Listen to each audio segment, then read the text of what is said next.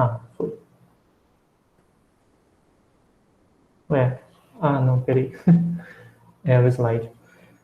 Bom, então, pessoal, na última aula a gente falou sobre intervalos de confiança para média, onde sigma era conhecido, tá?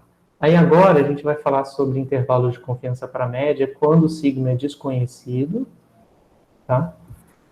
E falar também sobre intervalos de confiança para proporção. Mas sobrando um tempo, a gente também pode fazer para intervalos de confiança para variância. Ué, que estranho, por que saiu assim? Bom, eu acho que eu não vou usar essa parte de antes, então tudo bem.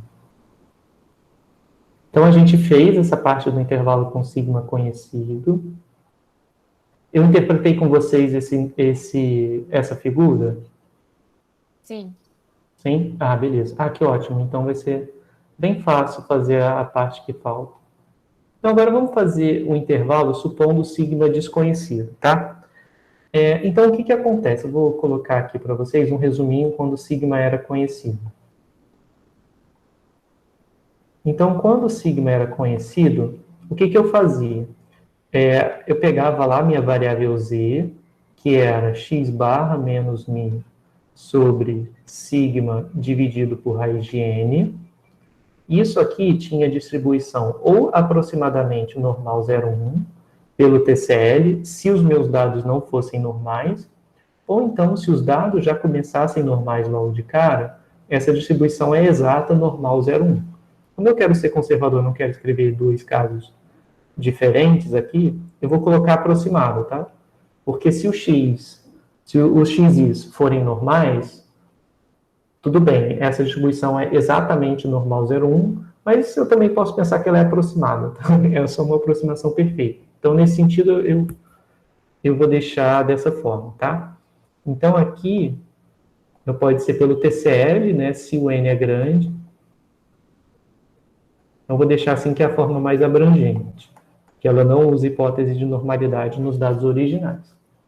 E aí, a gente viu que a gente fixava o gama como sendo a probabilidade de z estar entre menos q e q. E esse gama aqui era o nosso nível de confiança. Né? Nível de confiança. Que em geral é bem próximo de 1. E a gente tinha feito no exemplo, se eu não me engano, 95%, tá? Então, de posse do gama, a gente achava os valores de Q, né? Usando aquele desenho. Então, aqui tinha Q, aqui tinha menos Q, menos Q, e aqui no meio eu tinha gama de probabilidade, tá?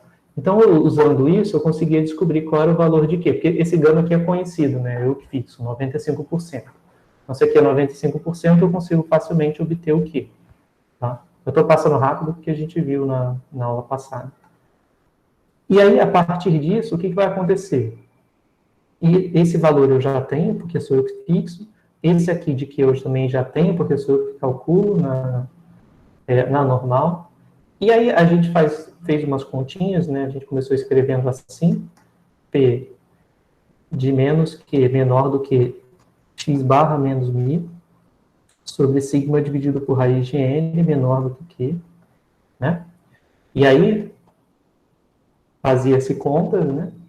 E a gente chegava no final que essa probabilidade, depois de fazer umas simplificações, isolar e deixar o μ aqui no meio, ia ficar x barra menos Q sigma sobre raiz de n, menor do que x barra não, do que μ.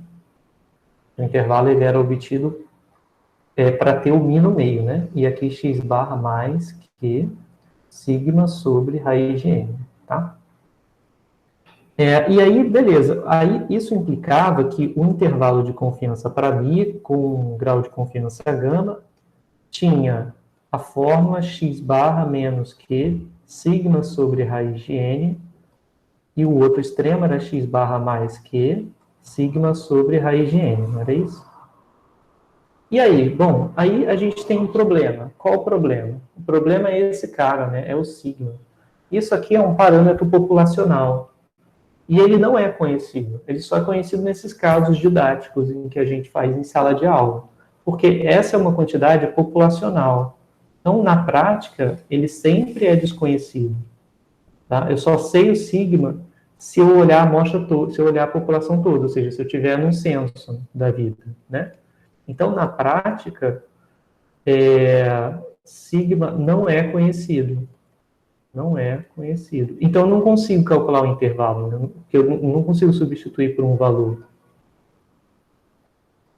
Então, na prática, ele não é conhecido. E aí, como é que eu faço, né? Aí você pensa, putz, esse trabalho todo eu tive para nada, né? Mas a gente pode aproveitar para pensar em alguma coisa, no caso em que sigma é desconhecido. Então, aqui eu vou colocar sigma desconhecido. E vamos pensar juntos no que seria um intervalo. Qual o problema? Onde nasceu o problema? O problema nasceu aqui, né? Porque aqui apareceu o sigma, e aí o sigma vem para cá, e na hora que eu faço as contas, ele vai aparecer no extremo do intervalo. Ou seja, e se eu não tivesse esse sigma aqui, mas tivesse uma quantidade amostral no lugar dele? Ah, eu poderia botar então o S. Lembra lá do S? Esse S aqui era aquela variância amostral. Então, esse S aqui é a variância amostral, que a gente viu no início do curso.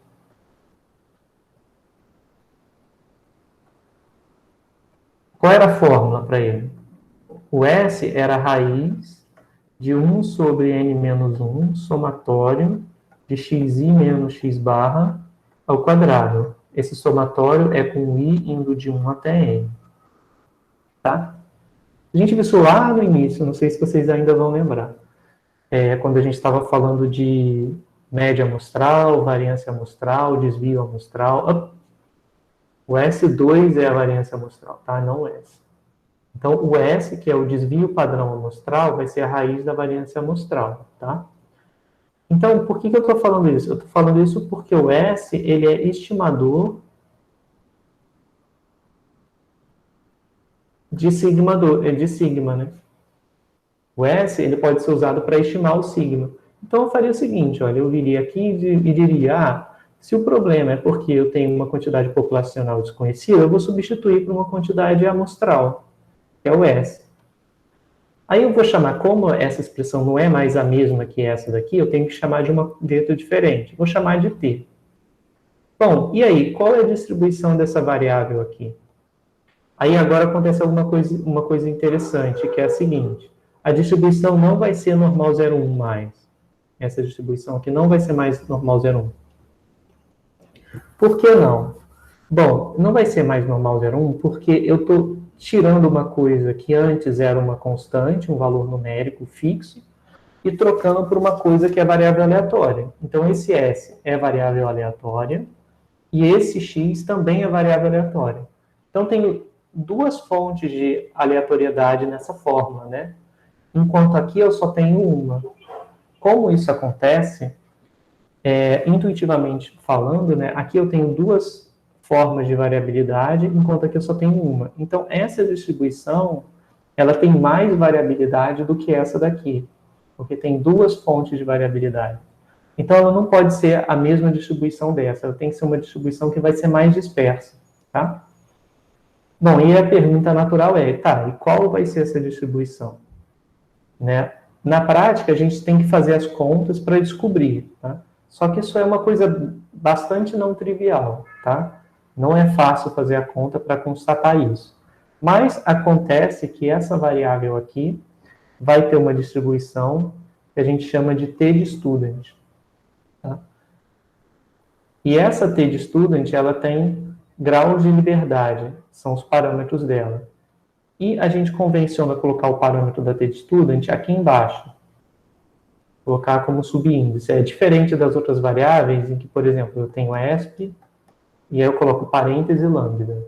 Ou então, normal, eu boto parêntese mi sigma 2. No caso da T de student, a gente coloca embaixo como subíndice. Mas tanto faz, se você colocar entre parênteses também, ninguém vai chiar, tá? Então, aqui embaixo eu tenho o que a gente chama de grau de liberdade da TDStudent.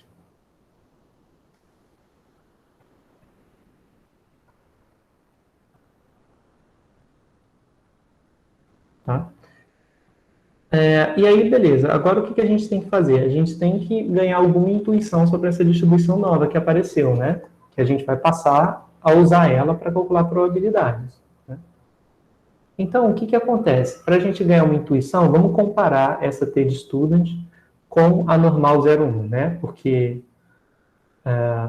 antes a gente tinha aproximadamente normal 01, quando aqui era sigma ao invés de S. Então, nada mais natural do que comparar com a normal 01 para ver o que está acontecendo. Então, acontece o seguinte, a gente tem um resultado que é muito importante. O resultado é o seguinte, a TDStudent com V graus de liberdade converge quando V vai a mais infinito, ela converge para a normal 01. Outra forma de escrever isso é o limite, quando o número de graus de liberdade vai para infinito, de T de V, é igual a uma normal 01, tá? Isso aqui é informal, tá bom, pessoal? Na matemática tem que ter um pouquinho mais de formalismo para poder escrever essas coisas, mas acho que aqui para a gente tá tudo bem. Então, assim, de forma mais simplificada, quer dizer que a TDStudent com V grau de liberdade é aproximadamente uma normal 01, se o número de graus de liberdade for grande. Tá? Essa é uma propriedade da TDStudent, tá?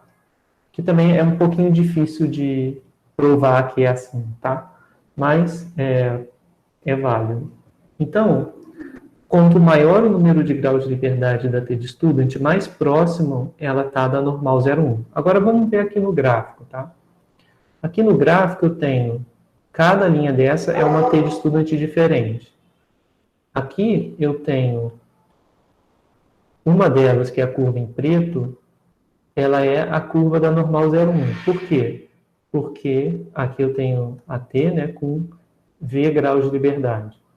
Então, quando V é mais infinito, isso aqui é a normal 01. Então, em preto tem a normal 01. Agora, repara que as outras T's que estão listadas aqui, que tem números de graus de liberdade de 1 até 5, todas elas são mais dispersas do que a normal 01, concorda? Como é que eu sei que são mais dispersas? Por causa dessa parte aqui, ó. Essa região e essa região aqui são as caudas. São as partes que contêm os valores mais improváveis.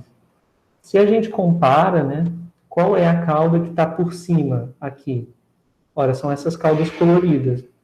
Então, por cima da cauda em preto. Então, essas curvas coloridas, elas têm mais probabilidade nos valores extremos. Logo, são mais dispersas. Então, isso explica aquele fato, né, de que a TDStudent é mais dispersa do que a normal 01, tá? Aí, eu gosto de fazer esse exercício porque, eu não sei vocês, né, mas eu ficaria muito cético. Vendo uma figura dessa, eu falaria, tá de brincadeira aqui porque tem essa diferençazinha aqui no final, isso daí vai dizer que é mais disperso? Tá, pode ser milimetricamente mais disperso, mas vai ser muito pouco. Eu concordo. Se você olhar para o gráfico, parece que é uma besteira, né? Parece que nem vai fazer diferença isso aí. Mas vamos ver na prática. Então, lembra que tem uma função no R chamada R e a distribuição que você quer. Por exemplo, R enorme é uma função que gera um valor da normal. Se eu colocar R enorme 1, 0, 1, ele vai gerar um valor da normal com média 0 e variância 1, e desvio padrão 1, tá? Então, eu vou gerar aqui um valor. Agora eu vou gerar outro valor, outro valor, outro valor. Vou gerar, logo, aproveitar, gerar uns 10, tá? Tá vendo? Os valores não deram muito grandes, né? Todos estão entre menos 2 e 2, por exemplo, né? E agora, vamos olhar um análogo na TDStudent. Então, para TDStudent é RT, tá? Porque SR de random. tá? De aleatório. Quer dizer, eu quero uma amostra aleatória. Dá T de student. Agora, quantos graus de liberdade eu quero? Eu vou colocar um número baixo de graus de liberdade, tá? 2, por exemplo. Então, aqui, graus de liberdade, e aqui, quantas amostras eu quero. Então, vou rodar esse aqui. Olha só que logo de cara já vem um valor bem grandinho, né? Em comparação com esse. Eu vou jogar outro valor, outro valor, outro valor, outro valor. Tá vendo? De vez em quando vão os valores maiores do que 2. Deixa eu gerar uns 10 logo de uma vez. Tá vendo? Agora eu vou gerar mais valores só para a gente ter uma comparação. Né? Talvez o melhor jeito seria a gente fazer um histograma. Então vamos fazer um histograma da normal para vocês poderem visualizar. Bom, tá aqui um histograma com 100 amostras da normal, padrão, tá? Eu vou gerar 1000 só para o histograma ficar mais bonitinho, tá? Pronto. Tá vendo que agora ele ficou bem mais perto daquele formato de sino, né? Agora eu vou fazer o histograma com as amostras da T. Eu vou fazer também com 1000 amostras. Olha como é que vai ficar. Repara a escala, tá? A escala da normal está do menos 3 até o 3. Olha a escala da T. Tá vendo que esquisito? Tem valores aqui menores do que menos 30. Menos 30 não sai numa normal nunca, né? Eu acho que a probabilidade é menor do que ganhar na loteria. Eu nunca vi até hoje, todos esses anos nessa indústria vital da estatística, eu nunca vi uma normal padrão dar um valor menos 30 ou menos 20. Tá? É extremamente improvável. Mas na T com poucos graus, isso acontece. Então é nesse sentido que a T ela é mais dispersa, porque eventualmente ela dá uns valores bem altos, né? Dá umas discrepâncias bem altas aí. Então, pessoal, esse é o efeito daquela caudazinha mais acima aqui, né? Então, só por esse efeito visual aqui, ele já é suficiente para gerar uns valores que na normal 01 não seriam gerados nunca, tá? Então, só para mostrar que, às vezes, se a gente olhar só para o desenho da densidade, a gente pode não ter uma visão completa da coisa. A gente pode dizer, tá, tem mais dispersão, mas parece que a dispersão que tem a mais é pouquíssima. Na verdade, não, porque ela é suficiente para mostrar, eventualmente, uns valores bem afastados de zero. Tá? Alguma dúvida, pessoal, nessa parte? Tranquilo, professor. Beleza? Então tá. Então vamos lá, vamos ver, de posse disso, né? A gente pode fazer o nosso intervalo de confiança. Então, vou fazer aqui com vocês. Nota também, né, que essa variável é simétrica, então tem vários atrativos, digamos assim. Vou colocar aqui a expressão de novo, só porque eu vou precisar dela. Menos mi sobre S dividido por raiz de n. Isso aqui tem distribuição T de student n menos 1. Então, vamos lá. Agora, eu vou obter meu intervalo de confiança, então vou fazer de forma bem parecida. Tá? Vou pegar um gama, que é o meu nível de confiança, aproximadamente igual a 1, por exemplo, digamos 0,95. E aqui eu vou colocar T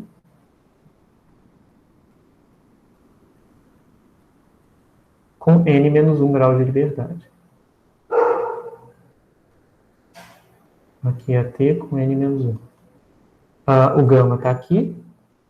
Aí o que vai acontecer, né? Se aqui é gama, aqui é 1 menos gama dividido por 2. E aqui é 1 menos gama dividido por 2 também, né? Porque 1 menos gama é essa área somada. Aqui eu tenho menos Q. Aqui eu tenho Q. Para não confundir, eu podia chamar isso aqui de qualquer coisa, tá? Eu vou chamar isso de T, tá bom? Então, menos Tzinho e Tzinho, tá? É o contínuo. Eu só botei o Tzinho para lembrar que vem da T de student, né? Então, então, eu vou escrever o seguinte, né? Aqui eu tenho T de gama, né? Essa probabilidade que está aqui no meio. É a probabilidade da T estar entre menos Tzinho e Tzinho. Não é isso? Bom, então, vou fazer o seguinte. Agora eu vou fazer minhas substituições. Menos tzinho. Aqui eu vou ter x barra menos mi sobre s dividido por raiz de n, menor do que t. Bom, olha para cá. Vê se não deu a mesma coisa do que aqui. Né? Deixa eu arrastar isso aqui lá para baixo, no caso da normal, para a gente comparar.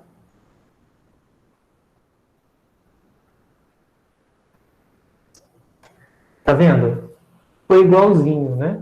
A única coisa que muda é que, ao invés de ser t, antes era q.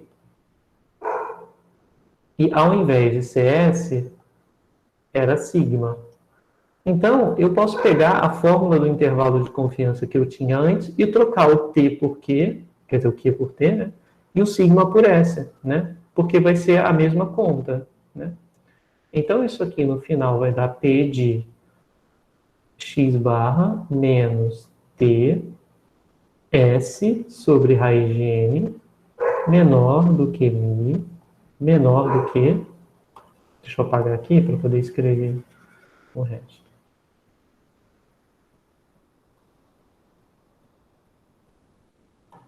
Menor do que x barra mais t s sobre raiz de n. Tá? Então vai dar a mesma expressão, né? Deixa eu só subir para poder comparar, para vocês verem aqui. Tá vendo? Essa era a expressão do intervalo de confiança quando o sigma era conhecido, e essa é quando o sigma é desconhecido. A única diferença é o t no lugar do q. Vou até descer um pouquinho mais. É o t no lugar do q, e no lugar do sigma 2, da raiz de sigma 2, que é sigma, né, entrou s. Então, é só trocar isso. Sigma por s e o q por t. E pronto. Aí fica assim, né? Então, o nosso intervalo de confiança, para mim, com gama de probabilidade, isso aqui é x barra menos t s sobre raiz de n e x barra mais t s sobre raiz de n, tá bom? A única diferença, né, é que agora, bom, eu tenho que calcular essa quantidade, né, esse desvio amostral, mas tudo bem, porque eu consigo calcular isso, consigo calcular x barra, consigo saber o tamanho de amostra para tirar a raiz, e aqui, né, no lugar do t, a única diferença é que eu vou tirar esse t da normal, não vou tirar da normal padrão, vou tirar da t de student. Então, como é que eu tiro o valor de t? Né? Eu vou colocar aqui como um OBS. O valor de t, ele é obtido da seguinte forma. O t está aqui, né? Então, ele acumula quanto de probabilidade à esquerda? Ele vai acumular gama mais 1 menos gama sobre 2. Né? Então, eu tenho o seguinte, ó, P de t menor do que tzinho, ou seja, essa probabilidade aqui, vai ser igual a essa aqui mais essa. Então, vai dar gama mais 1 menos gama sobre 2. Isso aqui vai dar pelo denominador, né, que é 2 e aqui é 1, vai dar 2 gama mais 1 menos gama dividido por 2. Tá? E aí, no final, eu vou fazer igual a 2 gama menos gama, né? Mais 1 sobre 2. Então, beleza, o que acontece? O t, ele deixa a probabilidade acumulada à esquerda igual a gama mais 1 sobre 2. Então, se eu quiser o valor de t, é só eu usar a função de quantilda normal. O t, ele vai ser igual ao quantio, então é Q, da distribuição T, então é QT, né? Lembra que antes a gente estava usando o RT?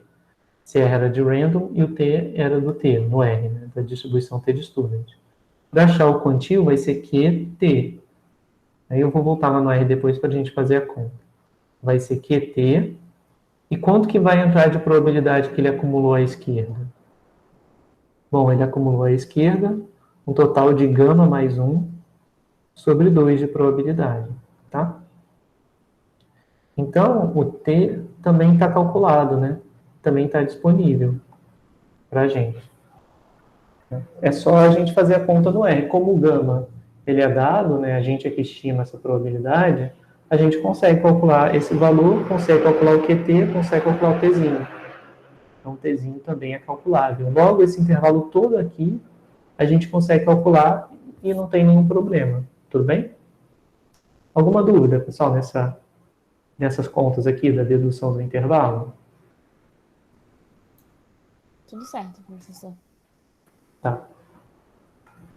Então, vai valer a mesma interpretação de antes, tá? Tudo continua igual. A única diferença é que aqui a gente está levando em conta, né, de forma adequada, o fato de que nós não temos verdadeiro valor de sigma, tá? Então, vamos fazer um exemplo aqui. É só para conferir que deu a mesma coisa, x barra menos t, s sobre raiz de n. Então, tá certinho. Então, vamos voltar lá no exemplo das pinças dos escorpiões para a gente fazer as contas. Então, nesse caso, a gente tinha o quê? A gente tinha x barra igual a 48,2 e a gente também tinha S igual a 1,708. Tá? E agora a gente vai tratar o caso em que o desvio padrão é desconhecido. Tá?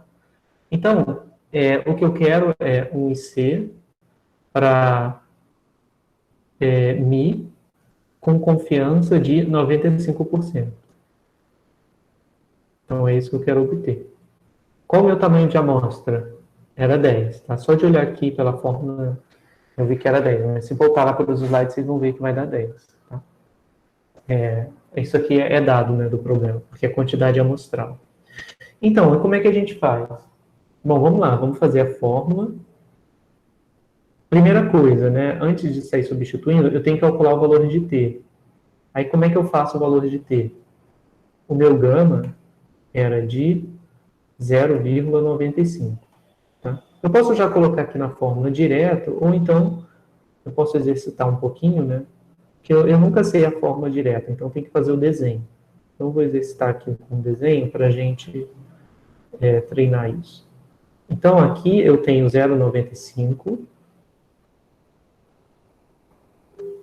Se aqui é 0,95, aqui é 0,05, né? Ou seja, 5%, dividido por 2. Então vai dar 2,5%. Aqui, mesma coisa. 0,025. Aqui está o T, aqui está o menos T. Então, qual é a probabilidade acumulada à esquerda de T? Eu acho a gente pode ou somar essas duas, ou fazer um menos essa. De qualquer forma, a gente vai obter 0,975. Tá bom? Então, a probabilidade à esquerda do valor Tzinho é de 0,975, tá? Então, o que a gente vai fazer é calcular o quantio da T. Então, Tzinho vai dar QT de... Esse gama mais 1 sobre 2 já é o 0,975. E qual é... aqui esqueci de botar o número de graus de liberdade. O número de graus de liberdade sempre vai ser N-1, no caso da T. Então, aqui vai dar N-1, tá? Então, vamos lá no R para poder fazer essa conta que está faltando. E aí a gente obtém o seguinte. N1.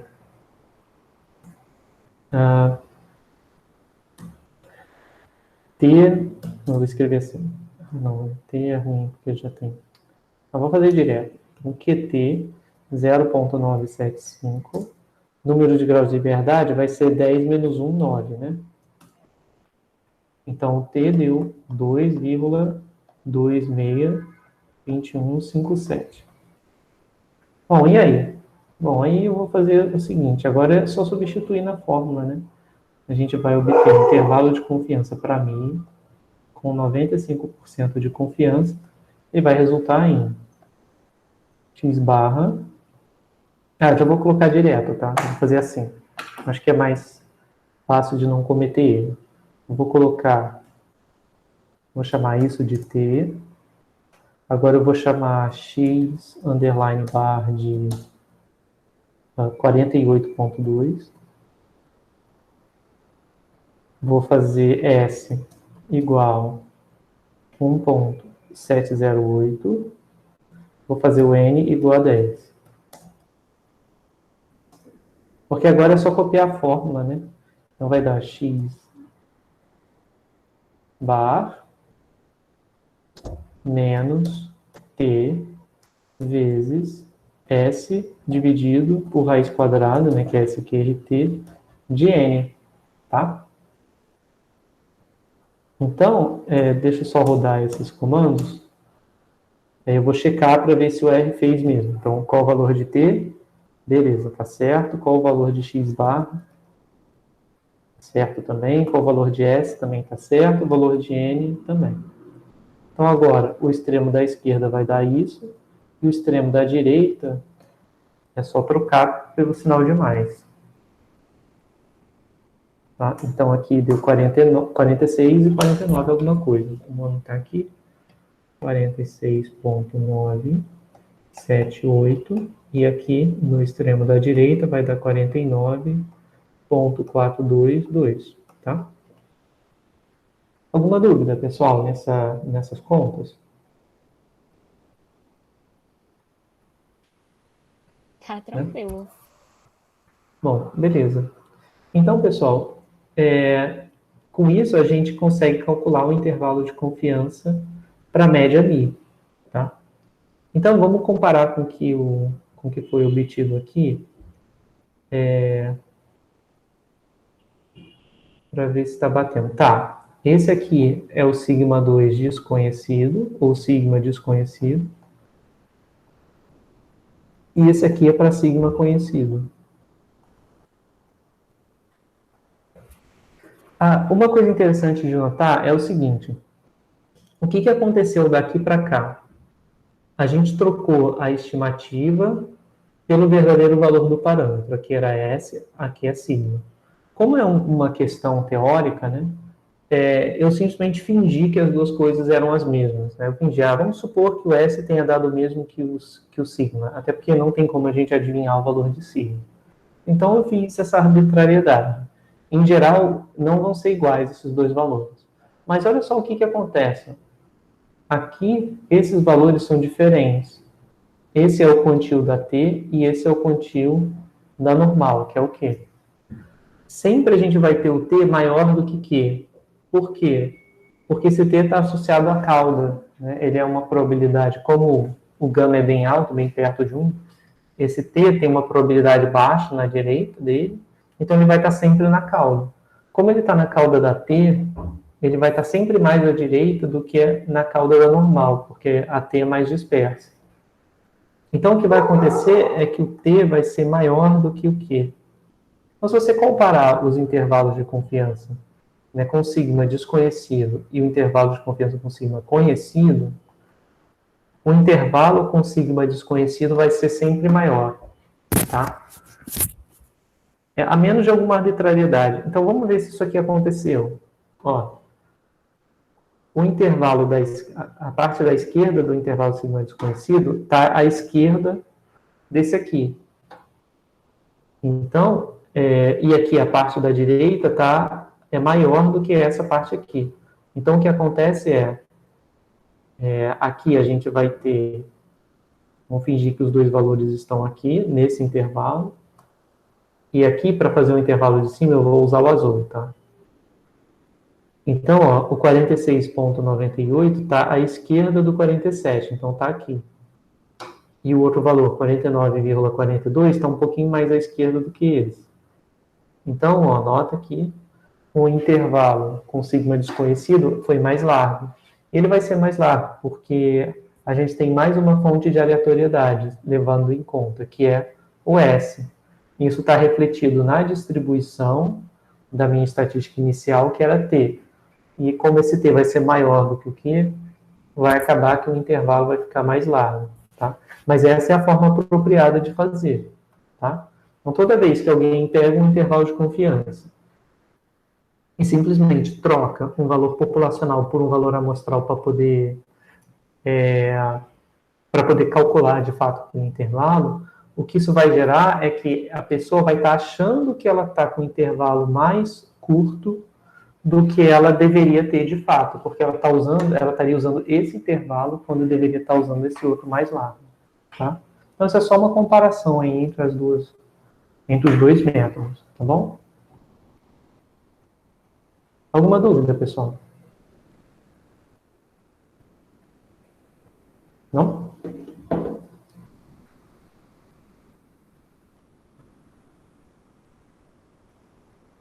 Bom, aqui a gente tem um outro exemplo, mas eu acho que eu vou deixar para fazer ele no final. Tá? E aqui a gente viria para a parte de intervalo de confiança para sigma 2. Tá?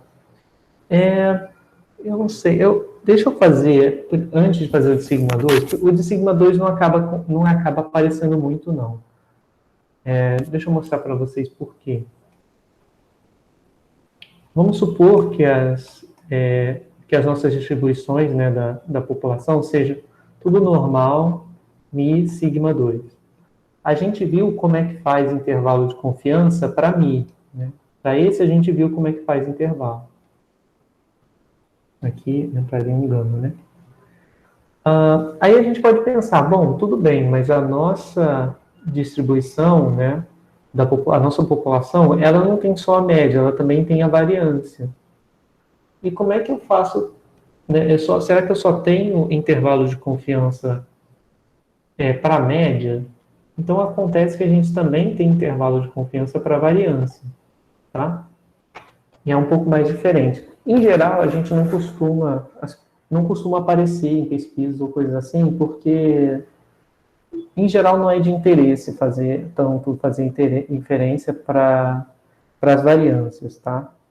Em geral, as pessoas usam mais para a média. Mas, assim, sobrando tempo no final da aula de hoje, eu falo para vocês do intervalo para sigma 2.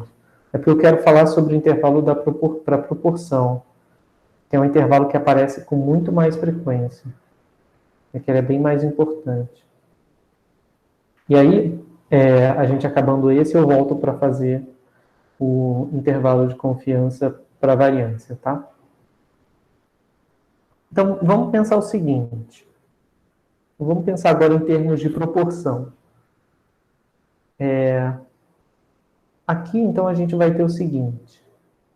Uma proporção populacional que a gente vai estar interessado em descobrir, tá? Em inferir. E aí essa proporção pode ser, enfim, na prática ela pode ser várias coisas, né? Ela pode ser, digamos, a proporção de infectados por Covid que morre, né, que vai a óbito, isso seria a taxa de óbito da doença, por exemplo. Uma outra aplicação que aparece bastante em pesquisas eleitorais também, né, seria estimar a verdadeira proporção de eleitores de um certo candidato qualquer. Né? Então, essa proporção, essas proporções populacionais, né, a gente também consegue fazer intervalos de confiança para elas. E a gente vai ver que, em certo ponto, é similar com o caso da normal. Bom, então vamos ver, no caso com variáveis aleatórias, para a gente entender da onde que vem da onde que vem o intervalo. Né?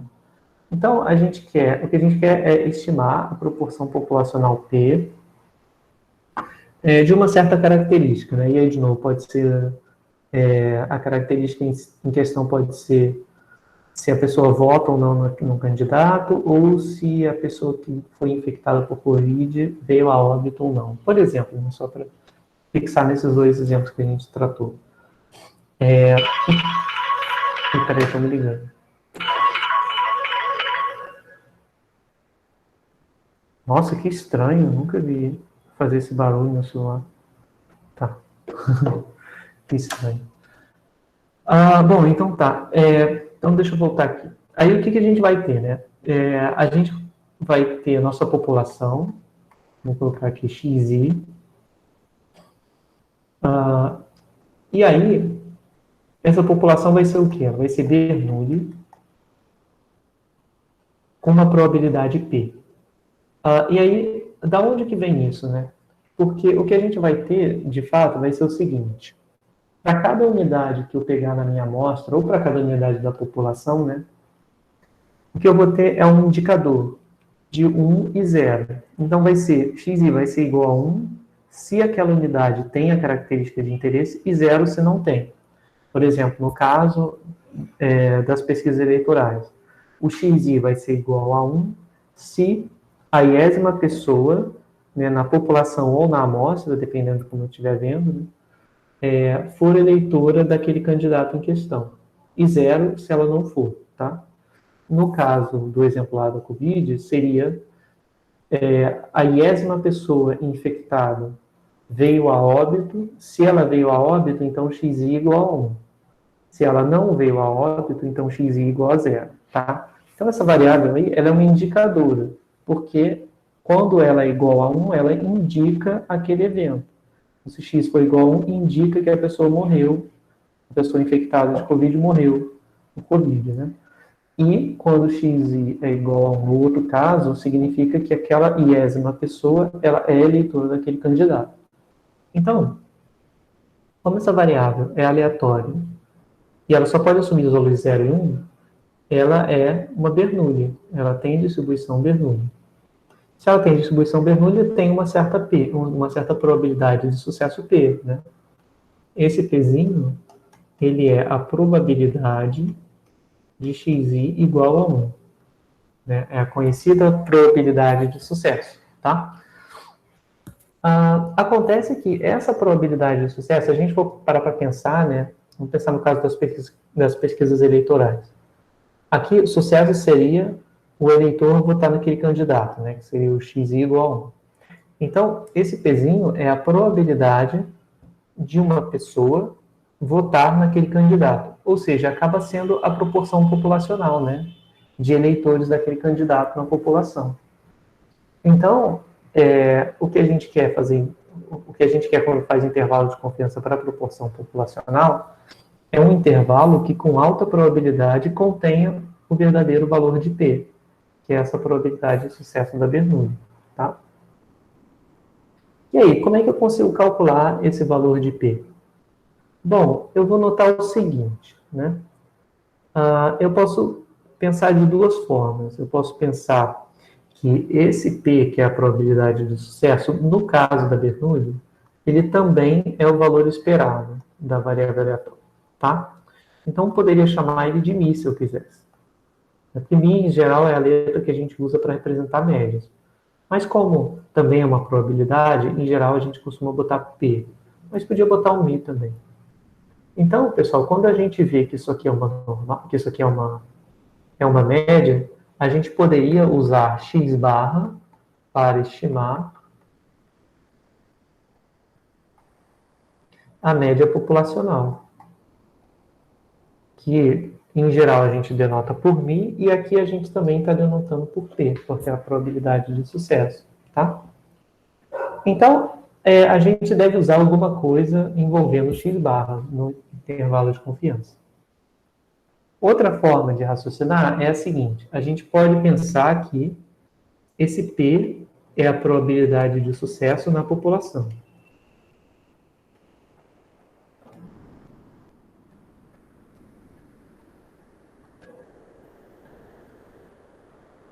Tá? Então, eu posso estimar P. Lembra como é que a gente denota o estimador de uma quantidade? A gente bota um chapéu em cima. Então, se eu botar um chapéu no P, quer dizer estimador de P. Tá? Então, o estimador de P, como P é a probabilidade de sucesso na população, quem pode ser um estimador para ele na amostra? Ora, pode ser a proporção de sucessos na amostra, né? Então, aqui eu vou colocar a proporção de sucessos na amostra. Né? No final das contas, eu dei um pouquinho de volta, mas é uma coisa bem trivial, né? Se você pensa na pesquisa eleitoral, você quer estimar a proporção de eleitores na população, que você faz? Colhe a amostra e vê a proporção de eleitores daquele candidato na amostra. Pronto, né? De um jeito ou de outro, a gente chega à conclusão de que, como é que eu faço a proporção de sucessos na amostra? Eu tenho que contar quantos xi são iguais a 1. E como é que eu conto quantos xi são iguais a 1? Eu posso contar somando todos os xi, onde i vai de 1 até nzinho. Por quê? Porque se eu fizer isso, o resultado que der vai ser quantas vezes o x foi igual a 1. Isso quer dizer quantos sucessos eu observei, então quantos eleitores do candidato eu observei lá na amostra. Né? E aí eu pego isso e divido por n, que é o tamanho de amostra. Né? Pronto, isso é minha proporção de sucessos. E também é x barra. Então, de um jeito ou de outro, eu fiquei com x barra para estimar a probabilidade de sucesso na população, tá? Então, pessoal, a gente vai usar a mesma estatística que a gente usava antes, que era o x barra. Só que nesse contexto da binomial.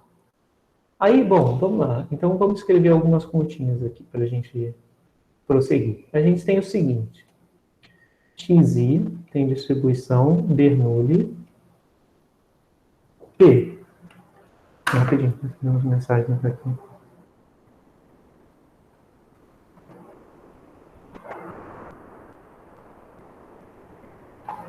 Peraí. É porque eu fico sozinho, eu e minha filha aqui em casa, e aí às vezes a minha esposa manda mensagem para perguntar alguma coisa, né, ou saber coisa de janta, e aí às vezes eu tenho que parar aqui para ver se não é alguma emergência ou algo assim. Bom, mas vamos lá, vamos voltar. Então, Xi era Bernoulli P, né? Então, se isso é verdade, agora eu vou achar a distribuição de x barra, tá? Antes disso, eu só vou colocar os seguintes fatos sobre xi. O valor esperado de xi, a gente já viu anteriormente, é igual a p. E a variância de xi, a gente também já viu lá atrás, já faz um bom tempo, né? Que era p vezes 1 menos p. Ah, ficou pequeno aqui. Deixa eu dar um pouquinho para cá. Pronto. Então, p vezes 1 menos p. Tá? Então, vamos agora olhar para quem é x barra. Então, x barra, pelo TCL, né? E aqui é aproximado, né? Porque tem que ser aproximado porque minha distribuição original não é normal, é Bernoulli. Então, eu só vou obter normalidade aproximada para x barra. Então, o x barra vai ser aproximadamente normal, e aí, né, eu preciso do n grande. Então, aqui é se n é grande. Então, pelo TCL, isso tem distribuição normal. Qual é a média? Bom, lembra lá que a média de x barra é a mesma média da população? Então, o que eu vou ter é o seguinte, aqui eu tenho dois parâmetros. Esse aqui é o valor esperado de x barra, esse aqui é a variância de x barra. Como o valor esperado de x barra a gente mostrou que é o mesmo valor esperado de xi, que aqui é igual a p, então nesse caso vai entrar p aqui. E na segunda entrada? Na segunda entrada, a gente já mostrou, né, que a variância de x barra, ela é a variância original, sigma 2, que aqui nesse caso representa a variância da população, dividido por n, tá? No caso de população normal, aqui a gente denotaria por sigma 2, tá? Mas como esse não é o caso, a gente está na Bernoulli, eu tenho que colocar quem é a variância da Bernoulli. A variância da Bernoulli é P, 1 menos P. E, finalmente, divido por N, tá bom? Então, aqui no lugar da variância vai entrar P, que multiplica 1 menos P, e divide por N. Tá? Então, essa é a distribuição aproximada de x barra que eu vou ter que usar. Tá? E aí? Bom, sendo assim, eu posso prosseguir de forma bem análoga com o que eu fazia antes. Eu vou definir z, que é a minha variável x barra padronizada. Então, como é que eu padronizo? Subtraio da média de x barra, que é p, e divido pela raiz da variância, ou pelo desvio, né, de x barra. E quem é o desvio? O desvio é p, 1 menos p, não, é raiz de p1 menos p, sobre n. Tá? Tudo bem, pessoal, com essa parte? Tudo certo, professor. Tá? Então, isso aqui a gente viu que vai dar aproximadamente o normal, agora 0, 1, né? Por quê? Porque depois de padronizar uma normal qualquer, eu fico com uma normal 0, 1. Tá? Ah, então, perfeito. Agora, o que eu posso fazer? Bom, eu posso fazer o intervalo de confiança, né? E vai ficar bem análogo. O que eu tenho que fazer agora é o seguinte, eu vou colocar aqui o gráfico da minha normal 0,1.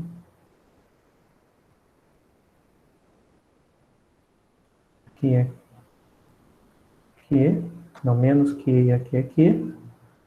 E aí eu vou fazer gama igual à probabilidade de z estar entre menos que e que.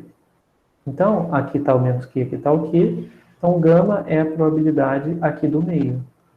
Essa aqui, tá? Bom, então o que a gente já viu como é que faz, né?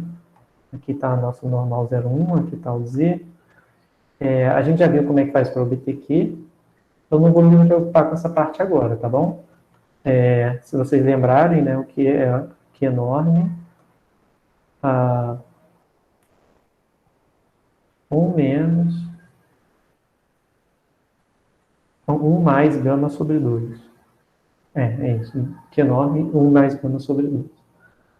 Então, aqui eu vou continuar fazendo, tá? Só para a gente obter um intervalo de confiança. X barra menos P sobre raiz de P, 1 menos P sobre N. E aqui menor do que Q. Bom, e agora? Como é que a gente prossegue com a conta? A gente tem que pegar o P e isolar aqui no meio. E tudo que não for P tem que passar para o outro lado. Aí começa a complicar a vida. Por quê? Porque não tem P só aqui, né? Tem P embaixo também.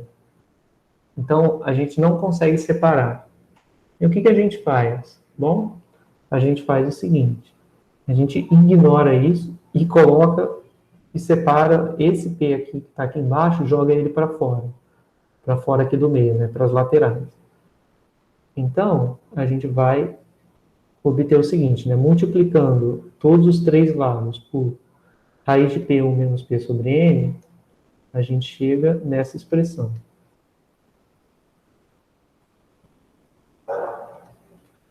Que é raiz de P, 1 menos P sobre N. Tá? E aí? Agora, a gente vai fazer o seguinte. Tem que deixar o P aqui dentro, então o x barra sai, então vou ter que subtrair x barra aqui, aqui e aqui. Então vai dar menos x barra, menos Q, raiz de P, 1 menos P sobre N, menor do que menos P, e aqui vai dar menos x barra mais Q, raiz de P, que multiplica 1 menos P sobre N. Tá? Então, fechou, deu isso aqui. Agora, eu tenho só que me livrar do menos, né, que está aqui na frente. Então, vai ficar x barra mais Q. Então, aqui eu vou multiplicar tudo por menos 1, tá? Lembrando, a gente já argumentou isso na aula passada, né? Quando a gente multiplica por menos 1, o que a gente tem que fazer é trocar o sinal da desigualdade. Então, aqui era menor, passa a ser maior. Menor passa a ser maior. Aqui vai dar x barra menos Q, raiz de P, 1 menos P sobre N. Ah, beleza. Aí, acabou, né? Eu só vou trocar a ordem, que eu gosto de colocar primeiro o menor valor.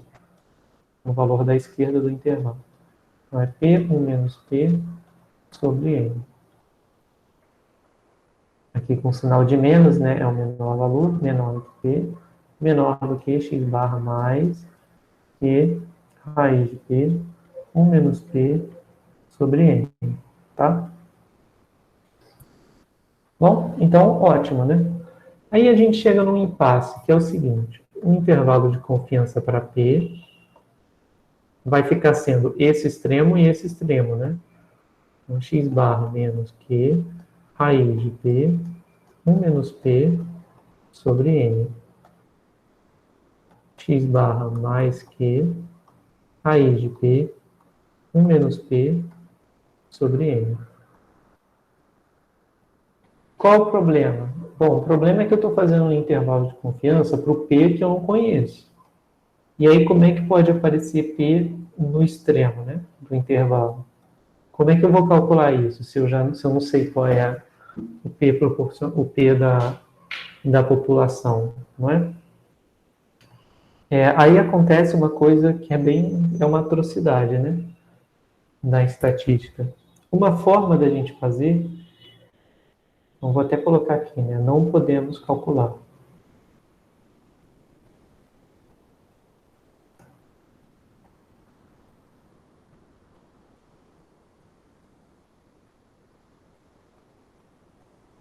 Então, como a gente não consegue calcular, a gente vai ter que fazer algum tipo de acolchambramento para conseguir. E aqui não tem outra distribuição que salve, não tem nada. Então, a gente vai ter que fazer umas coisas bem feias, né? Então, a gente tem duas formas de prosseguir. A primeira é o que a gente chama de intervalo de confiança não conservativo ou não conservador, tá? Eu gosto de chamar não conservador.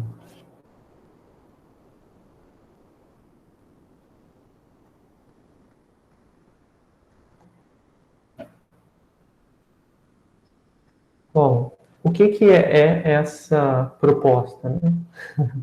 Bom, ela é a coisa mais boba possível. É você trocar a proporção populacional por P-chapéu, tá?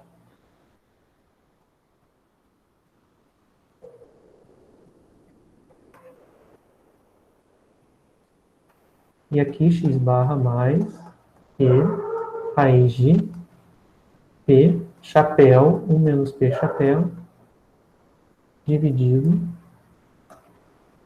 por N, tá?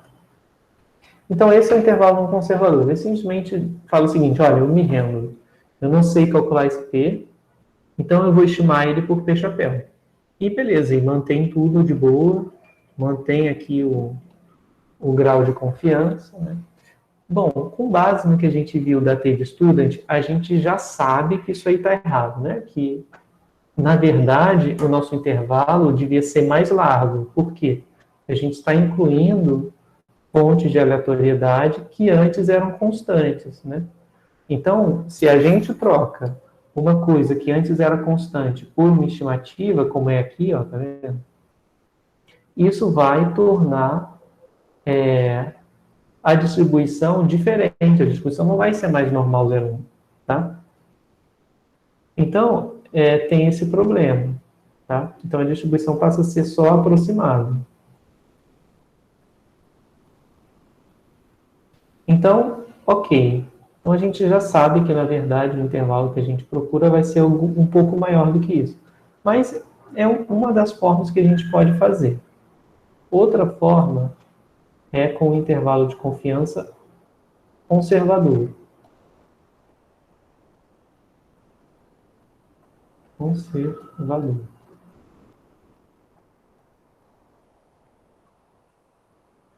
Bom, o intervalo de confiança conservador, a gente vai fazer o seguinte. A gente vai notar que esse intervalo aqui tem um valor que é o valor correto, né? Que quando eu substituo pelo verdadeiro valor de P.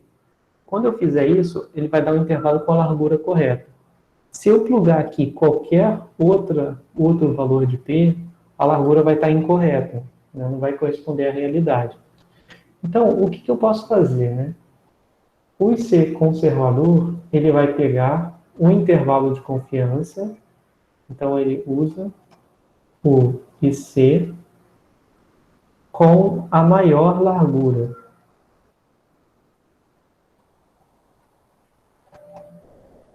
Ele usa o intervalo com a maior largura. Por que isso, né?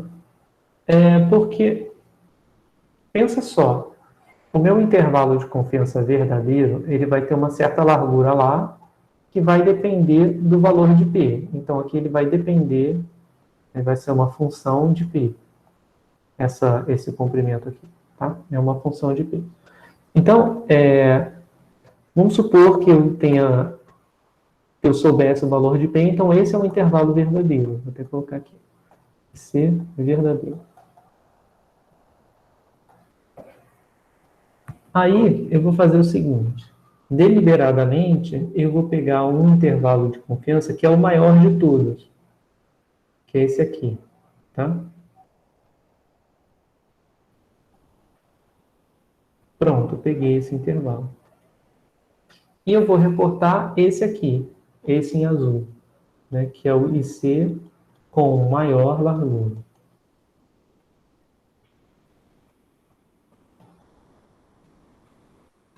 Por quê? Quando eu fizer isso, eu vou ter duas informações. Primeiro, eu vou saber que o verdadeiro intervalo de confiança está contido aqui dentro. E segundo, se esse intervalo de maior largura, né, se esse intervalo é mais largo que o intervalo em preto, né, e esse aqui tem nível de confiança gama associado, então esse nível de confiança daqui, né, vai ser... Peraí, como é que é? Esse aqui... Ah, não, eu escrevi errado, desculpa. Se eu vou obter esse intervalo, esse é o IC verdadeiro, né, com o nível de confiança gama. Como esse aqui, que é o que eu vou reportar, é o que tem maior largura, ele vai ter uma confiança gama azul, né? Como ele tem largura maior, o gama azul vai ser maior do que o gama preto, né? Então, o que acontece é isso. É que eu vou escolhendo o intervalo de confiança com a maior largura possível, eu sei que o meu grau de confiança vai ser maior do que o grau de confiança que eu estipulei no início. Então, vou ter um intervalo de confiança que tudo bem, ele não vai ter aquela confiança de, sei lá, 95%, mas vai ser maior a confiança. Tá? E qual o problema de fazer isso? Eventualmente, um problema vai ser que pode ser que o intervalo obtido seja largo demais. Tá? Pode ser que esse intervalo seja o mais largo possível. Pode ser que ele seja largo demais a ponto do intervalo não fazer tanto sentido. Por exemplo, sei lá, no caso da pesquisa eleitoral, se o N não for grande o suficiente, esse intervalo de maior largura pode dar, tipo, entre 20% e 42%. Né? Esse intervalo é largo demais. Tá? Uma coisa que pode acontecer. Então, tem que fazer os dois. O ideal seria fazer os dois e comparar para ver se eles estão muito diferentes. Né? Então, vamos lá, vamos ver como é que a gente faz o IC conservador. O IC conservador, ele é aquele que tem a maior largura. Então, qual é a largura do intervalo de confiança? A largura do intervalo é a diferença dos dois extremos. Ou seja, é esse cara... Isso aqui não é G, aqui. É esse aqui, menos esse aqui.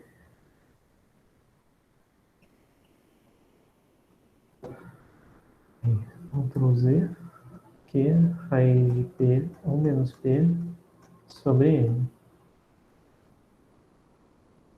Então, essa é a largura do intervalo, né? A largura é a diferença entre os dois pontos do extremo do intervalo. Então, se a gente fizer a conta, aqui esse x barra vai embora com esse aqui, e aqui vai dar Q raiz de P 1 menos P sobre N, menos com menos vai dar mais a mesma coisa. Então, vai dar 2 vezes Q raiz de P 1 menos P sobre N. Então, ok, essa é a maior largura possível do intervalo de confiança. Então, esse intervalo conservador, ele usa o intervalo de confiança com a maior largura, quer dizer, o intervalo que a gente quer obter usa a maior largura possível. Então, o que eu quero fazer é maximizar essa expressão aqui como função de P. Então, eu vou chamar isso aqui de L de P, tá? Porque é uma função, essa largura é função de P. Então, como se fosse, sei lá, um F de P, né? Aquele F de função. Só que para lembrar que a largura, eu não vou chamar de L, vou chamar de F, desculpa, vou chamar de L. Tá? Então, pessoal, o objetivo é achar o P que maximiza. Para eu achar a maior largura, é só eu pegar o P que maximiza essa expressão aqui, que maximiza L de P. Tá? Aí, o que acontece, né? Essa expressão aqui, ela está multiplicada por uma constante, né? Então, essa constante aqui não faz diferença, tá? Em termos de maximização. Se eu multiplico por uma constante, a maximização não se altera. E se eu tiro uma raiz, como o que está dentro é positivo, também não vai se alterar, né? Então, o máximo de uma constante vezes uma raiz de uma função de P é o máximo da função de P, tá? Não vai alterar o ponto de máximo, o ponto P onde o máximo acontece. Então, eu posso chamar... eu tenho que achar o P que maximiza L. Isso é equivalente a achar P que maximiza...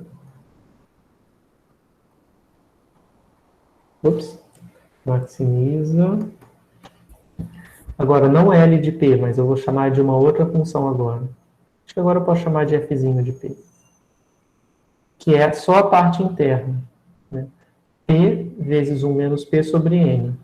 Eu nem preciso do sobre N também, porque ele é outra constante multiplicativa. Então, eu posso botar só P 1 menos P.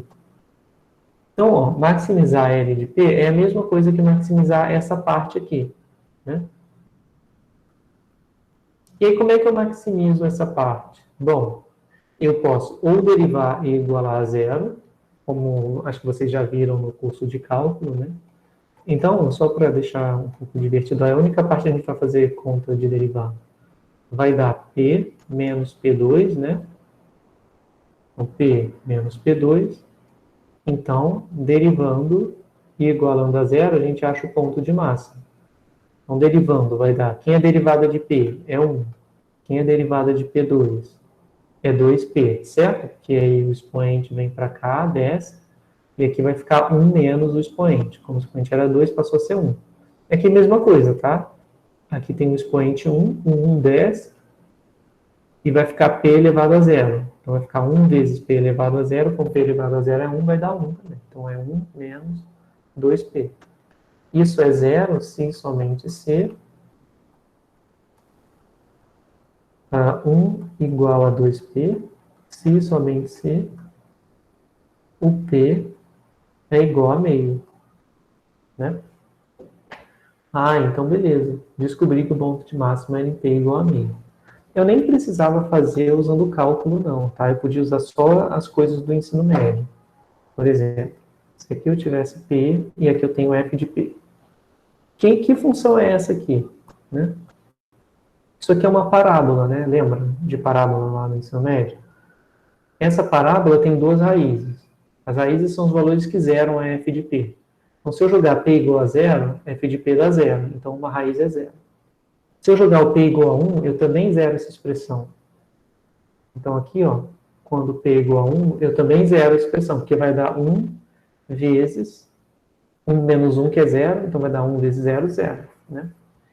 E aí, para eu desenhar minha parábola, eu tenho que descobrir se a concavidade é para cima, assim, ou se ela é para baixo, assim. A concavidade, ela vai depender do sinal do quadrado, né? Quem está com quadrado? Está com sinal de quê? Com sinal de menos o quadrado. Então, é porque a concavidade é para baixo. Se a concavidade é para baixo, então o gráfico é desse jeito. Como é uma parábola que é simétrica, né?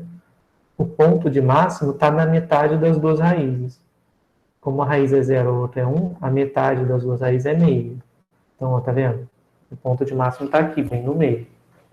Tá? Então, de um jeito ou de outro, o P ótimo vale meio. Né? E agora, vamos descobrir qual é a menor largura, qual é a maior largura. Então, né, a maior largura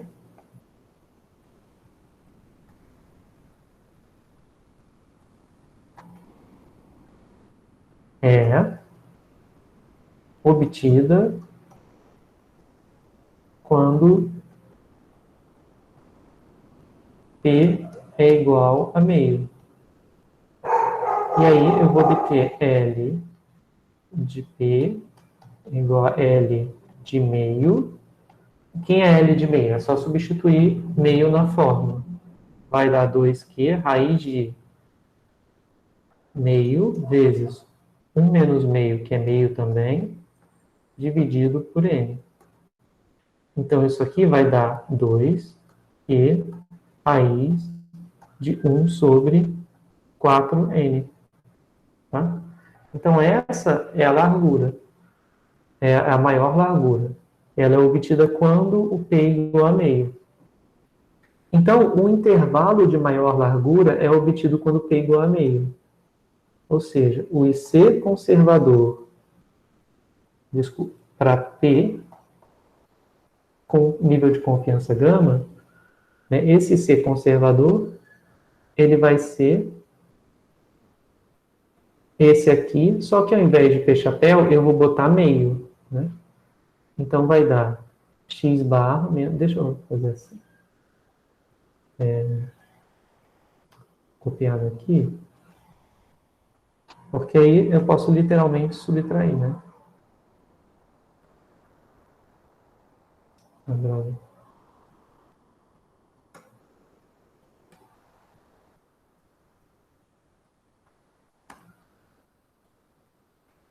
Tá? Porque aí, agora eu vou fazer o seguinte, eu vou só substituir. Aqui vai entrar meio e aqui vai entrar meio.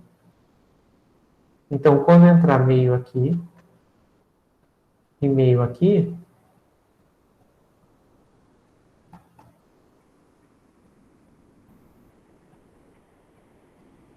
já vou trocar aqui tudo bom. Então, vai dar meio vezes meio, e aqui vai dar meio vezes meio.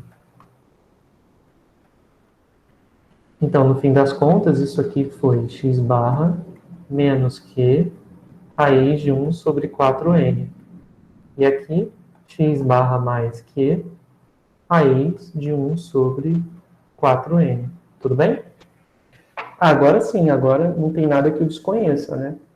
Até porque eu já substituí o p pelo maior comprimento de intervalo possível, né?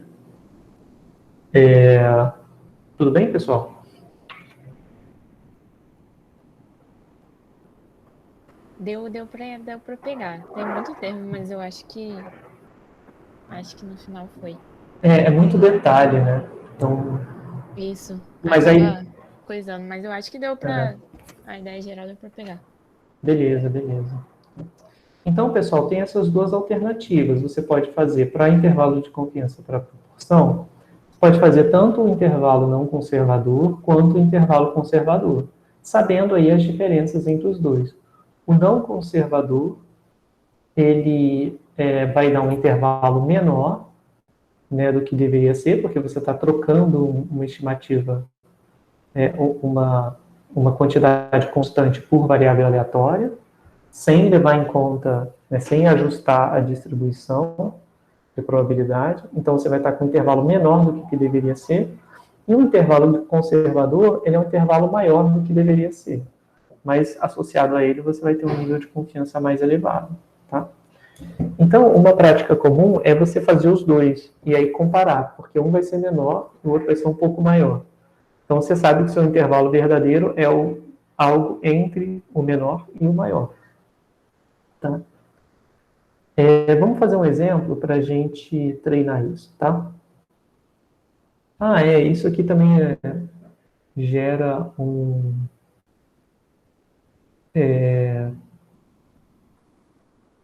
Ai, meu Deus. Eu ia falar alguma coisa, eu acabei esquecendo.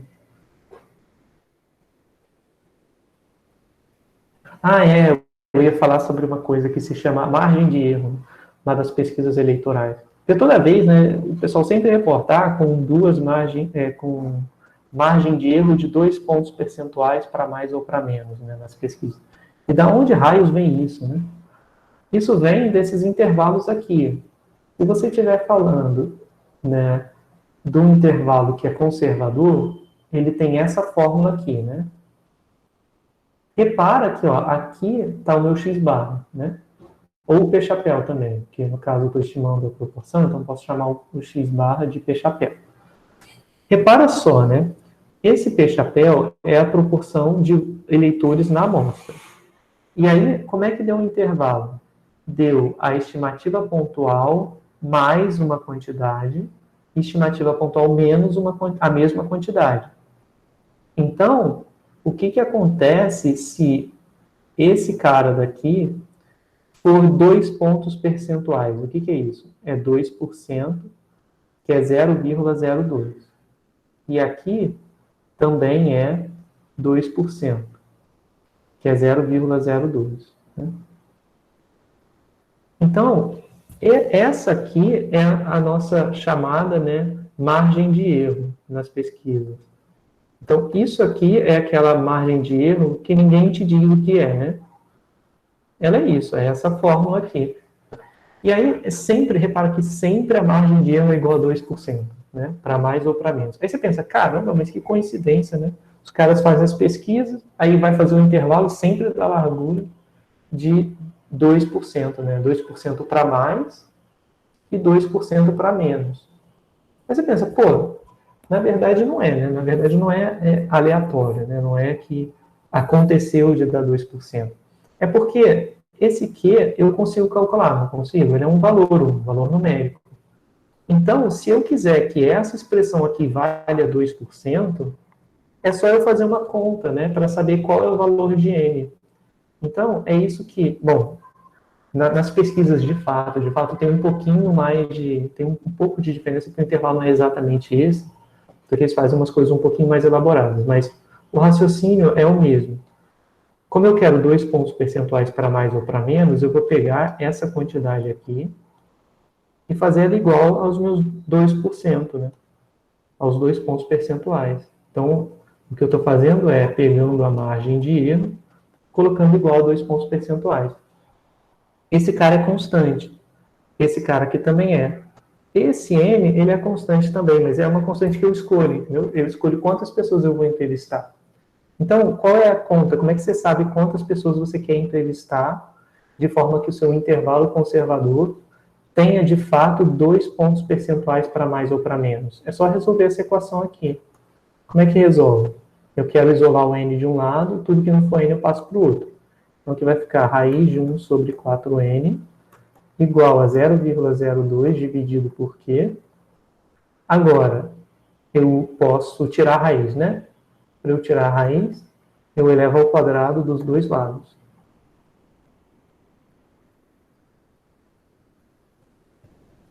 Ao quadrado. E agora, continuando, eu tenho... Aqui agora eu posso inverter, né? Para esse 4N for lá para cima, né?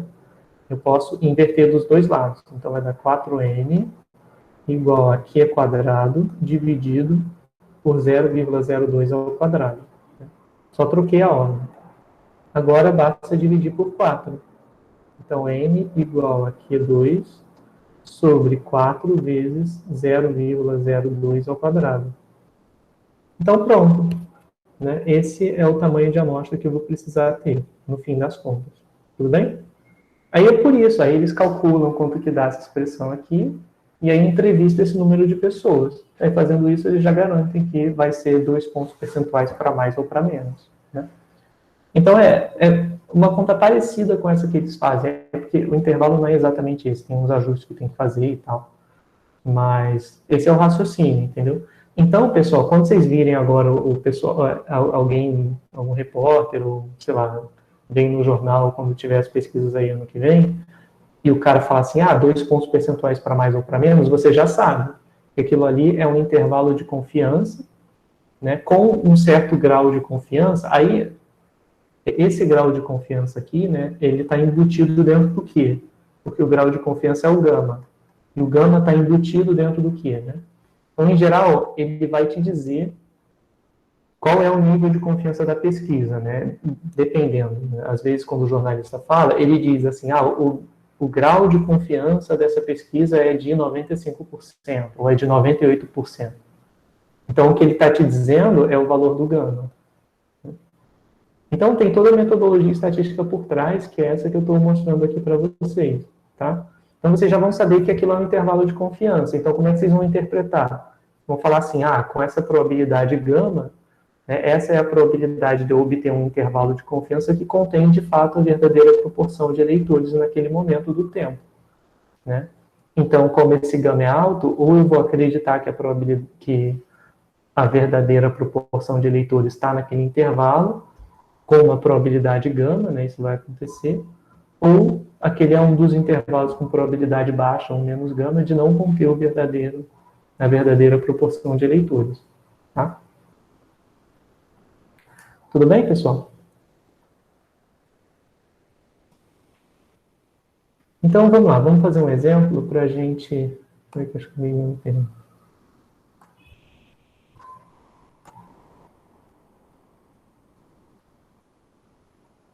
Tá, tudo certo. Então, tá, vamos lá. Então, vamos fazer esse exemplo. De novo, toda vez eu dou aula com esse slide, eu esqueço de contar os pontos, eu tenho sempre que contar. Enfim, né, punição por não fazer meu trabalho. Vamos lá. Então, nesse exemplo, a gente tem o seguinte, tem os partos prematuros. Então, a massa de dados é essa que eu coloquei aqui, esse monte de zeros e uns.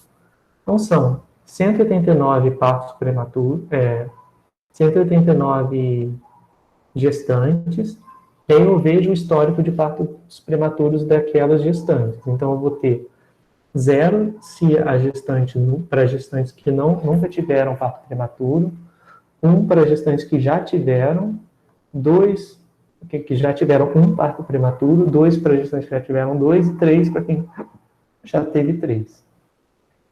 E se eu fizer o gráfico, eu vou obter esses valores aqui, tá? Então, eu tive essa quantidade de mães, mais do que 150, com 0, né, que não tiveram partos prematuros nunca. Uma mãe que já teve um parto, algumas mães que já tiveram um parto prematuro, algumas que já tiveram 2 e uma só que teve 3. Tá? Eu acho que aqui, eu não lembro mais, mas eu acho que essa base de dados era de mães usuárias de droga, mas eu não lembro. Acho que era cocaína, no caso. Mas depois eu tenho que ver, tá? Eu já não lembro mais. Então, vamos lá. Vou colocar aqui o XI. O XI representa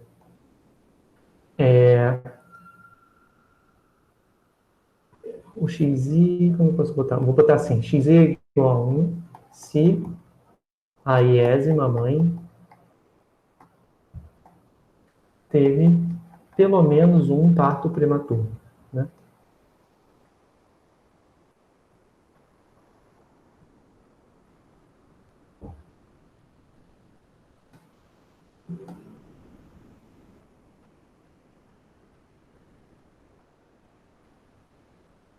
Ela teve pelo menos um parto prematuro, tá? E 0, caso contrário.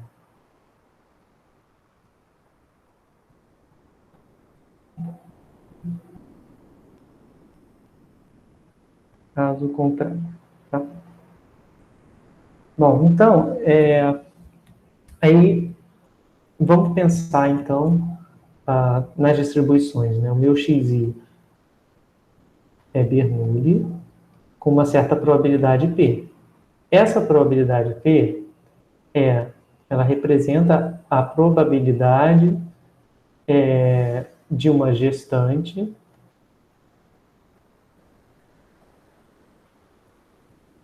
ter pelo menos um parto prematuro, né?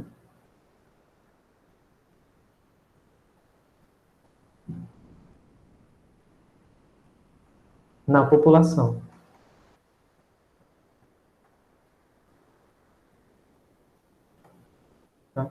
Tá? E aí, bom, e aí vale a pena a gente pensar em quem é essa população, né? Porque isso vai depender do estudo. Por exemplo, se for, como eu falei para vocês, que nesse estudo só tem mães usuárias de droga, né, usuárias de cocaína, então a população não vai ser todas as gestantes. A população vai estar restrita às gestantes que foram usuários de cocaína, né? Então, assim, esse é um ponto importante, né? Enquanto que, se não tiver nenhuma restrição, se for simplesmente a mães, sei lá, de uma determinada localidade, a minha população fica aquela localidade, fica sendo a gestante daquela localidade, entendeu? Então, esse ponto também é importante, né, da gente pensar. É que nos exercícios a gente fica fazendo muita conta, às vezes a gente acaba esquecendo esses pontos que são muito importantes, né? Pensar quem é a população, tá? Então, bom, aqui no caso, o P representa essa probabilidade. Então, o que ele está pedindo é obter o intervalo conservador e o não conservador para a proporção de mulheres na população inteira que já tiveram parto prematuro. Então, eu tenho que contar quantos casos caem aqui, né? E aí, pessoal, não tem jeito, né? Porque como eu botei desse jeito ao invés de contar, toda vez eu tenho que contar. Então, vamos lá, vamos contar. Aí vocês me ajudem aí, tá? Se eu contar errado, vocês me avisam. Então, primeiro eu vou contar os três, que eu sei que só tem um, que é esse aqui. Agora eu vou contar os dois. Então, eu vou contar os dois nessa fileira aqui, não tem nenhum. Nessa daqui tem um, dois, três. Na de baixo não tem nenhum. Na de baixo tem um, dois. E acabou. Então, são um, dois, três, quatro, cinco. Então, são 5 ocorrências de 2 partos prematuros. Uma ocorrência de 3. E agora vamos contar as de 1. Então, 1, 2, 3, 4, 5, 6, 7, 8, 9, 10, 11, 12, 13, 14, 15, 16, 17, 18, 19, 20, 21, 22, 23, 24. 24 ocorrências do número 1. Então, ao todo, aqui resulta em 30. Então, são 30 mães, ou 30 gestantes, né? 30 gestantes já tiveram parto prematuro na amostra.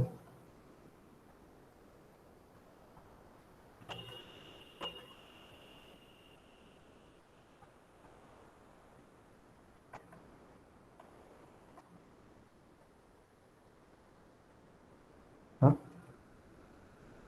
Ou seja, o P-chapéu, que é o nosso x-barra, né? Que é a proporção amostral, ele é igual a 30, né? Ops, não, P-chapéu não é 30. P-chapéu é uma proporção. Então, é 30 dividido por 189.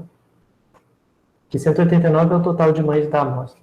Então, vou fazer 30 dividido por 189. Isso aqui me deu 0,115873. Tá? Então, ótimo. Aqui está a minha proporção amostral. Agora eu vou fazer um intervalo de confiança, né? Então, vamos lá. IC não conservador.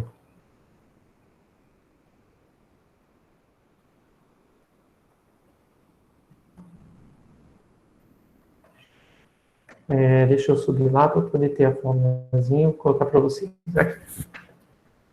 O IC não conservador, ele tem essa fórmula.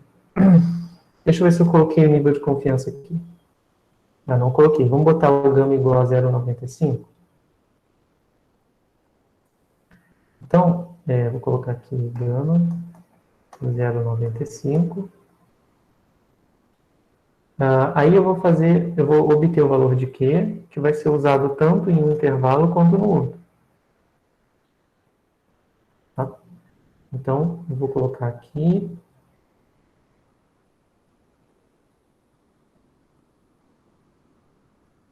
Então vai dar... Aqui eu tenho Z, né? Nesse teste eu uso a normal 0,1. Nesse teste não, desculpa, nesse intervalo de confiança. Aqui tem 0,95. Então, para cá, eu tenho a metade de 5%, que é 0,025. E aqui também. Aqui está o quê? Então, ele vai deixar para a esquerda quantos por cento de probabilidade? 97,5, né? Então, 0,975, tá? Então, eu já sei que o meu Q é igual ao Q enorme 0,975, tá? Aí, vamos lá, vamos calcular o intervalo não conservador, que é esse. Então, eu vou obter P chapéu menos Q raiz de P chapéu, 1 menos P chapéu, sobre N. E aqui, P chapéu mais Q raiz de P chapéu, 1 menos P chapéu, sobre N. Ok. Agora é só substituir os valores, né? Tá aqui o P chapéu, aqui está o valor de Q, então eu vou fazer direto no R, porque eu consigo usar as expressões, né? É bem mais fininho. Eu recomendaria vocês também fazerem assim, né? Quando estiverem fazendo as provas e os exercícios, colocar a fórmula, em geral, costuma ser mais rápido. Por exemplo, vou chamar o P chapéu de P hat. Vou botar 0,15873. Aí agora eu vou... Quem é o outro valor que aparece na fórmula? É o N. O meu N é 189. Beleza. O meu Q é esse Q enorme aí, né? Q enorme 0,975. Então, eu rodo isso, isso e isso. Se eu quiser checar P hat, já está calculado, N e Q. Então, tá tudo aí. Agora é só colocar as expressões, né? P hat, menos Q, que multiplica raiz quadrada de P hat vezes 1 menos P hat dividido por N. Então, esse é o IC conservador. IC, não, desculpa, é o não conservador. Para P. Aqui está o valor da esquerda e aqui está o valor da direita. Mais. Então, 0,1, 0,21. Então, isso aqui deu 0,1066. E do outro lado, 0,21018. Tá? Alguma dúvida, pessoal, nessa conta aqui? Eu já começo a escrever o conservador. Então, o conservador, ele é bem parecido. Só que lembra, né? O conservador, ele vai trocar esse cara aqui para dar a maior largura. Então, ele vai colocar o P igual a meio. Então, vai ser P chapéu menos Q. Aí, de meio vezes meio vai dar 1/4. Então, vai dar 1 sobre 4N. E aqui, P chapéu mais Q. Aí, de 1 sobre 4N. Então, agora eu vou fazer o conservador. Então, eu vou aproveitar essas contas aqui e vou copiar. Conservador. Então, o conservador vai dar aqui meio. Aqui é meio também. Tá? Ou então posso fazer assim direto. Ó. 1 sobre 4N. Aí tem que botar 4 vezes N. Tá? Se eu botar só 4 com N do lado, vai dar erro. Se eu botar assim, vai dar erro porque ele não sabe que 4 na frente do N é multiplicação. Quer ver? Tá vendo? Aí ele deu erro. Ele falou, ó, símbolo inesperado nessa expressão aqui, que foi essa parte que faltou no produto. Quando eu coloco, aí ele já dá certo, né? Então vamos lá, trocar aqui. Ih, caramba, eu estou trocando tudo errado. Deletor 1 sobre 4n, tá? Então, o valor da direita deu esse aí. Então, vamos lá. 0,0874 0,2300, tá? Então, pessoal, olha o que aconteceu. O intervalo conservador foi esse aqui, deu mais ou menos perto do intervalo não conservador, né? O não conservador deu ao redor de 10% e 21%. Então, essa é a proporção estimada. Eu acredito com um grau de confiança de 95% que esteja entre esses dois valores. Eu também acredito que ela esteja entre esses dois aqui. Nota que esse intervalo é maior do que esse, né? Por quê? Porque ele começa de um valor pequeno, menor, e termina num valor maior, né? Em comparação. Então, esse intervalo é mais largo. Tá? E faz sentido, porque o conservador ele vai pegar o maior intervalo possível, né? Centrado naquela proporção amostral, tá? Então, nesse caso aí, a gente tem os dois intervalos. Ficou alguma dúvida, pessoal? Acho que tá tranquilo, professor. Ficou mais claro agora fazendo a conta mesmo. Ah, tá, beleza, beleza. Pois é, em geral acaba acontecendo isso, né? Para fazer a justificação teórica, em geral é mais chato, dá mais trabalho, né?